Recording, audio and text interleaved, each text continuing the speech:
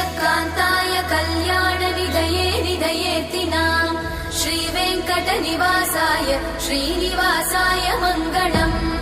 लक्ष्मी सविभ्रमालोकसुभ्रूविभ्रमचक्षुषे चक्षुषे सर्वलोकानां वेङ्कटेशाय मङ्गलम्।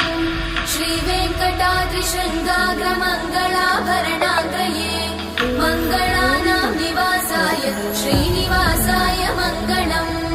सर्वावयव सौन्दर्य सम्पदा सर्वचेतसां सदा सम्मोहनायास्तु वेङ्कटेशाय मङ्गलम्। नित्याय निरवध्याय सत्यानन्दचिदात्मने सर्वान्तरात्मने श्रीमद् वेङ्कटेशाय मङ्गलम्। स्वतः सर्वविदे सर्वशक्तये सर्वशेषिने सुलभाय सुशीलाय वेङ्कटेशाय मङ्गलम्। ಗೋವಿಂದ ಗೋವಿಂದ ಗೋವಿಂದ ಗೋವಿಂದ ಗೋವಿಂದ